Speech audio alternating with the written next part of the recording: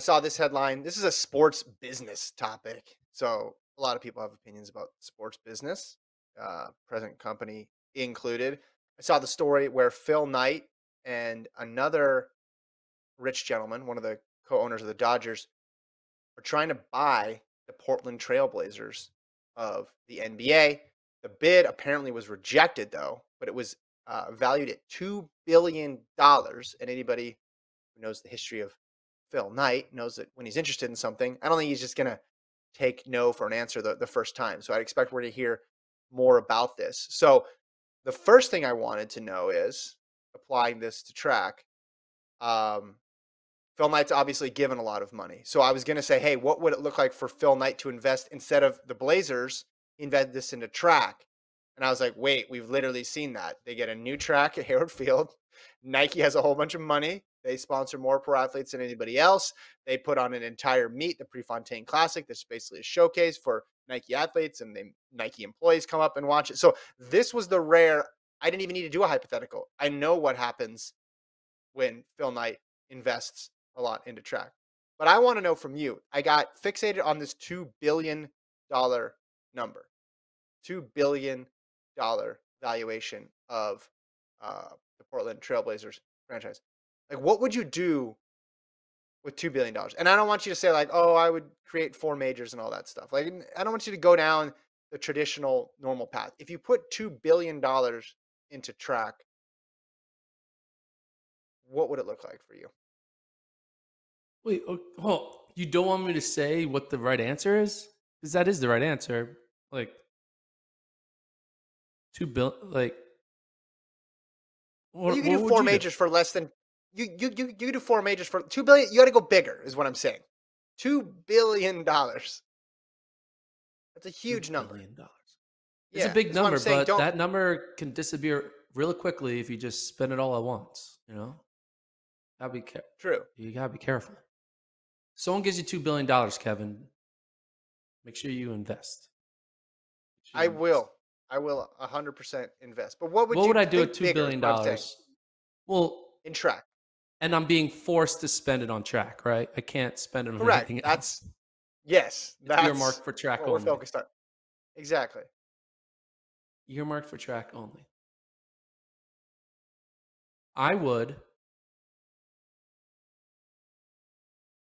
buy every um, Yeah, I streaming like where this rights is to going. every track race that exists from high school to pro, international, NCAA, and I would pull it all on one streaming platform. So you don't need to hop between NBC, Runner Space, FloTrack, World Athletics YouTube channel, some random foreign Dubai feed here, and it'll just all be Hmm. under the same subscription model, whatever. So it's just all in one place. So you don't need to find. So David Verberg, I think, tweeted the other day, like he couldn't find results for like certain meets because we just have meets all over the place happening at different times, and it's here, it's there, it's on this platform, it's on that platform, and it gets very confusing if you're a track fan to follow the sport because it's all over the place. So I would buy all the live rights to all the meets, make sure all the production's great, and then I would force them all to compete on Fridays, Saturdays, and Sundays. There'll be no track on Thursday through Monday, right? Because I Hmm. would want it all to Okay. happen at the same time. I would want it to feel like NFL Sunday football, like, all right, every weekend is track weekend. So I'd want to consolidate all the track meets onto one platform on the same weekend throughout the entire year. So you just same way like people know, like Saturday mornings, you're watching the Premier League, right? Or Sunday Hmm. morning, whatever the Premier League games are on. It's just like you want to have that one stop shop to watch all the meets. So that'll take a couple million. Uh, I would build tracks in cooler places. I would find I, like like build a track like neck I don't know, like in cool exotic areas that are easy, just for fun, like visuals, kind of like people love going to certain golf courses that are like on the edge of the water Mhm. and all that stuff. So Yeah. I'll build cool ass tracks all over. I would create an uh street type. I would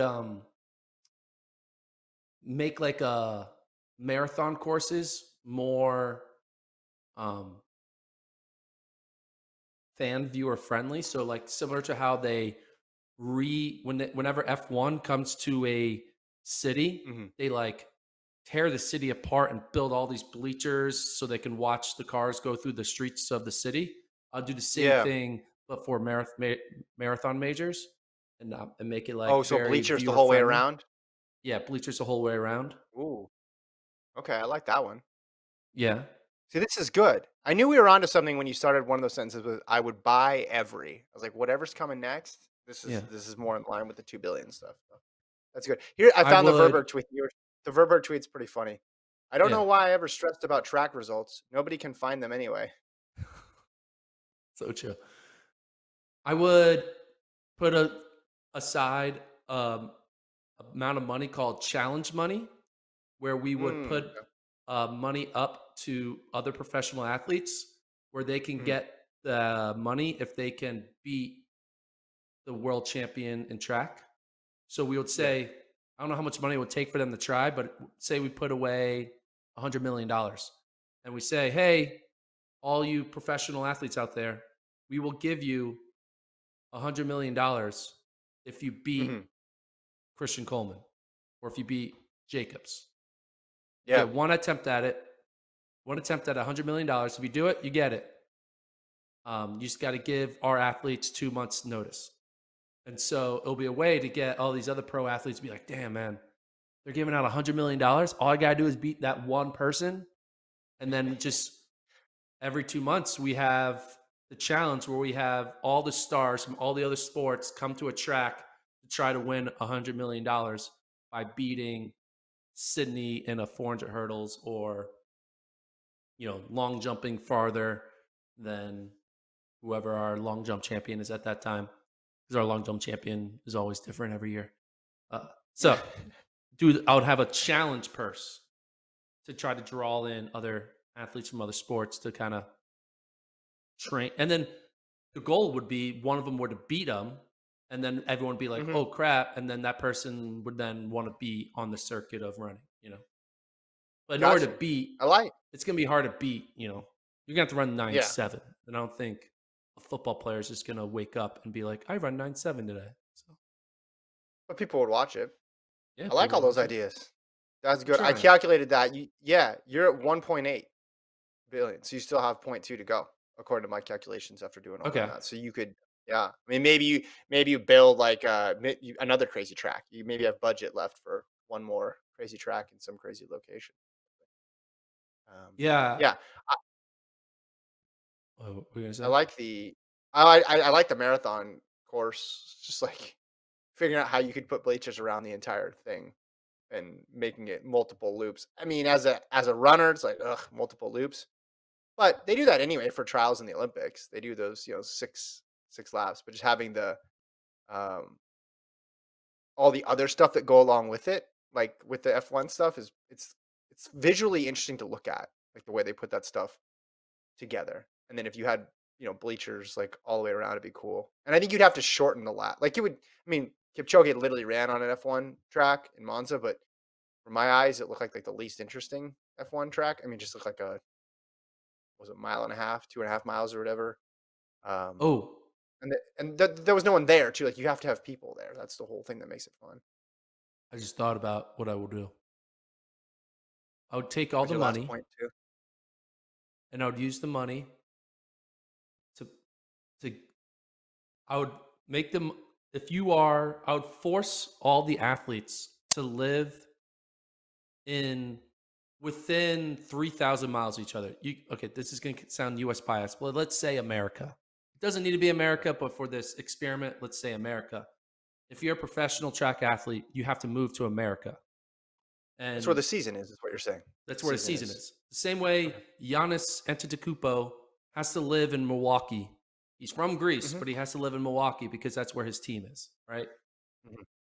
So all the best athletes have to live within easy flying distance of each other, not on other sides of the planet, and basically creates a place where it's easy to compete more often because you don't have to go on 8 hour, you Yeah. know, flights where your shoulder hurts. So Elaine Thompson Hurrah can't go on the flight. We take away that concern and basically have all the track meets. Maybe it's in Europe. Maybe we have all of our athletes live in Europe, and therefore all of our it's easy to have all of our track meets in one location so they can compete more often. They train Mhm. all near each other, and you're not just one-off training in the middle of the woods somewhere. And so Yeah. basically it allows for the regular season to be more active because they're all within certain distance of each other. In order to do that, you pay them all to live in a certain distance. Because right now, the athletes aren't getting paid to live where they need to live. So you'd have to, Mhm. hey, we'll give you $200,000 to live here. Like, Yeah. all right, Or I'll do maybe you that. rotate it too. Maybe you rotate Yeah, it. and rotate Like it. it's Yeah. 2 2 months in Europe, 2 months in the United States.